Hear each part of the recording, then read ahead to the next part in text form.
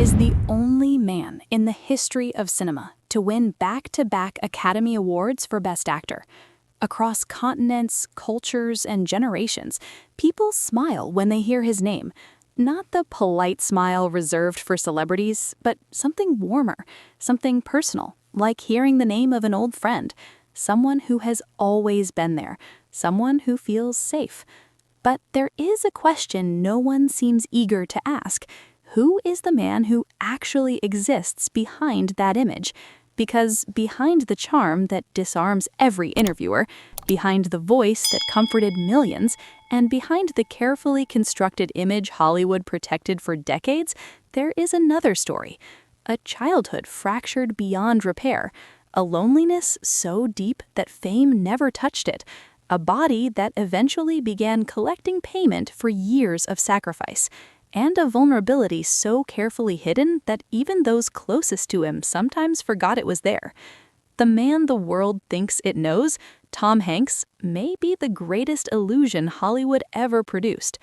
To understand him, we have to go back, far back, to a California of the early 1960s, to a family that collapsed without explanation, and to a 5-year-old boy who learned in the harshest way possible that the people you trust most are often the first to leave. Tom Hanks was born on July 9, 1956, in Concord, California. At the time, the date meant nothing. His name meant nothing beyond a small, already unstable household. He was the third of 4 children born to Amos Hanks, a cook who drifted from job to job, and Janet Marilyn Frager, a woman who carried quiet emotional wounds beneath a composed exterior. From the outside, it looked like an ordinary American family. Behind closed doors, it wasn't. When Tom was 5 years old, his parents divorced. Not the kind of divorce explained gently to children, not one cushioned by reassurance or clarity. It simply happened. One day, the family was intact. The next, it wasn't. His mother left, taking his older brother and sister with her. Tom and his younger brother stayed behind with their father. No cruelty was intended, but to a child, intention doesn't matter. What matters is absence. His mother was gone, and no explanation can fill that space for a 5-year-old. What followed wasn't a childhood. It was a sequence of relocations. Amos Hanks remarried, then divorced, then remarried again. By the time Tom was 10, he had lived in 10 different homes, attended countless schools, slept in unfamiliar bedrooms that never became his own. Each move meant starting over. Each move meant learning new rules, new expectations, new emotional climates with no map to navigate them. Tom became a loner, not because he wanted to be, but because attachment felt dangerous. Everything he loved eventually disappeared. Needing too much always ended in loss. Some stepmothers were kind. One, Frances Wong, provided warmth and stability. But warmth from a stranger, however genuine, cannot replace the specific safety of a mother who stays. Tom learned early that love was provisional, that home was temporary, that people leave. School offered no refuge. He was the new kid so often that new became his identity. He didn't join teams or cliques. He didn't belong anywhere long enough to matter. So he learned to observe. He watched people the way some children learn to fight. He studied voices, silences, gestures. Understanding others became safer than being understood himself. Movies became his sanctuary. The cinema was the first place he ever felt at home, sitting in the dark, watching characters love, suffer, endure, stories where pain had meaning, where loss led somewhere. He absorbed films hungrily, deeply, the way other children absorbed friendships. He was quiet in school, not because he was content, but because noise rarely produced anything worth having. Teachers didn't remember him. Classmates barely knew his name. He moved through hallways like a shadow with good intentions, unnoticed.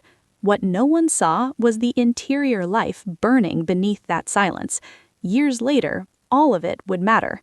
At 17, almost by accident, Tom wandered into a drama class at Chabot College. He had no plan, no vision, no ambition shaped into a goal, but something happened the moment he stepped on stage. For the first time in his life, he felt seen. The stage gave him permission to inhabit other people, to speak loudly, to exist fully. The applause was small, a classroom, a handful of students, but for a boy who had spent his entire childhood invisible, it felt enormous. He transferred to California State University, Sacramento, but college wasn't the destination, it was the runway. In 1977, at 21 years old, Tom Hanks did what young actors with more courage than sense often do. He left. He drove to Cleveland, Ohio, where he landed an internship at the Great Lakes Theater Festival. No money, no safety net, no guarantee. Cleveland wasn't glamorous. The roles were small, the pay was negligible. He slept on couches, ate what he could afford. He watched older actors with quiet intensity, studying every movement, every choice. He wasn't the most talented person in the room, but he was the most attentive. It was there he met Samantha Lewis. They married young, had 2 children. On paper, it looked hopeful. Beneath the surface, fault lines formed early.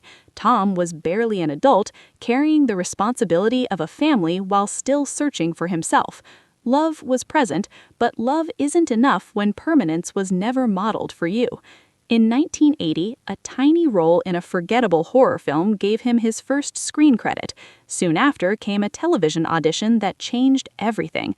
A sitcom called Bosom Buddies. Silly premise, short run, but it put his face in millions of homes. One of those homes belonged to Ron Howard. Howard cast him in Splash in 1984. The film was a hit. Audiences didn't just laugh, they connected. Tom Hanks felt familiar, trustworthy, human. Hollywood loved that. What followed was a run of comedies that made him a star. The Money Pit, Dragnet, Nothing in Common. He became the everyman, the safe bet, the audiences rooted for because he felt real. But Tom Hanks was never meant to stay safe. In 1988, Big arrived. On the surface, a comedy. Underneath, a meditation on identity, longing, and the grief of growing up too fast. His performance wasn't clever, it was honest. The Academy noticed. He didn't win, but the message was clear. This man was more than anyone expected. That same year, he married Rita Wilson. Rita wasn't a rebound. She was clarity, strength, someone who didn't need him. And that distinction changed everything. She stayed. And in staying, she gave him something his childhood never had, a permanent home inside another person. The next decade was historic. Philadelphia, Forrest Gump, 2 Oscars back-to-back, cultural immortality. But behind the triumph, something shifted. Fame erased privacy. Identity dissolved into symbolism. He became America's sweetheart, a title that leaves no room for vulnerability. There is a particular loneliness that belongs only to the very famous, not empty rooms, but being surrounded by people who need something from you while no one sees you. He felt it. In Castaway, he stood alone on screen, stripped of everything. 50 pounds lost, months of isolation. The performance wasn't acting, it was excavation, a man confronting who he is when no one is watching. His schedule was relentless, role after role, transformation after transformation. His body kept score. In 2013, sitting across from David Letterman, Tom Hanks announced he had type 2 diabetes. Years of stress, weight fluctuation, and endurance had finally arrived as consequence. Then came 2020. In Australia, Tom and Rita tested positive for COVID-19, among the first public figures to announce it. Calm statements masked real fear. Rita became seriously ill. Tom, older and diabetic, faced real risk. They recovered. But something changed. He slowed down. He listened.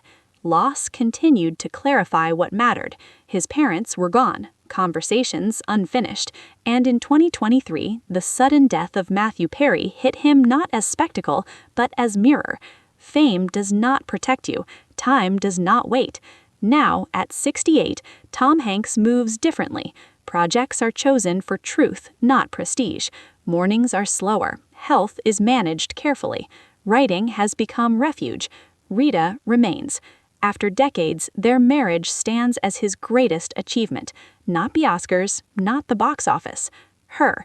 The boy who lived in 10 houses finally found one that lasts. And maybe that is the truest story of Tom Hanks. Not that he became beloved by the world, but that he survived it without losing himself. In a culture obsessed with spectacle, he built his greatest achievement quietly, through endurance, love, and a life genuinely lived.